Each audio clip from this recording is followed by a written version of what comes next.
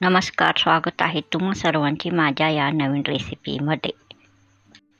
घट्ट दही नवीन पद्धतीने कसा बनवायचा ते आज मी येथे सांगणार आहे। चला तर मग रेसिपीला सुरुवात करूयात। 1 ग्लास कच्चे दूध घ्यायचा, न तापवलेला। गॅस मी येथे चालू केला आहे। गॅसवर एक पातेले ठेवलेला आहे। त्यामध्ये हा 1 ग्लास दूध ओतायचा व चांगला उकळून घ्यायचा।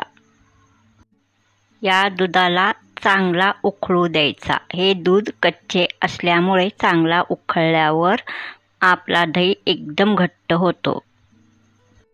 दूध चांगला उकळून झाल्यावर गॅस बंद करायचा।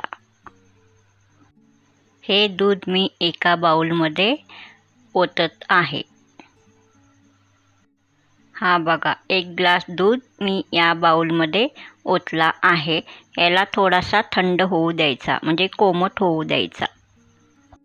आता हे दूध थंड झाले म्हणजे कोमट झाला आहे।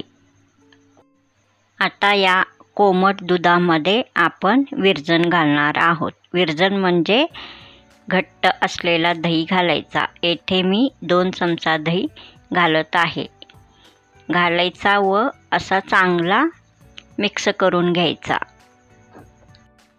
असा सावकाश व्यवस्थित चांगला मिक्स करून घ्यायचा। हे घट्ट दही तयार करण्यासाठी आपण या दुधामध्ये जो दही घालतो तो एकदम फ्रेशच घ्यायचा। या दुधावर एक झाकण लावून ठेवायचा। 3 ते 4 तासासाठी ठेवून द्यायचा। 4 तासांनी मी हा दूध उघडून बघते। हा बघा, एकदम चांगला घट्ट दही येथे तयार झालेला आहे। हा बघा, रंग एकदम पांढरा शुभ्र आलेला आहे व एकदम घट्ट हा दही तयार झालेला आहे।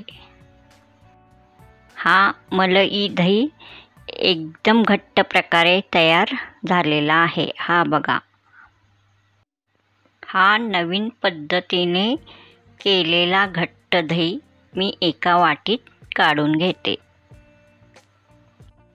या दह्यामध्ये ही नवीन पद्धत आहे की दूध हे चांगला उकळून घ्यायचा, मग तो कोमट होऊ द्यायचा, मगच यामध्ये 2 चमचा दही घालायचा।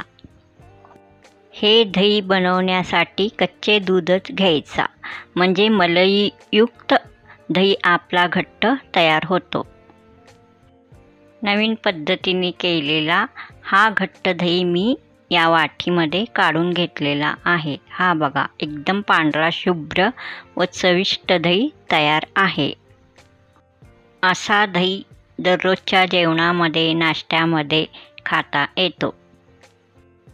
ही रेसिपी तुम्हाला आवडल्यास लाईक करा, सबस्क्राईब करा, शेअर करा। ही रेसिपी पूर्ण बघितल्याबद्दल आभारी आहे। नवीन पद्धतीने केलेला हा घट्ट दह्याची रेसिपी तुम्हाला आवडल्यास लाईक करा, सबस्क्राईब करा, शेअर करा।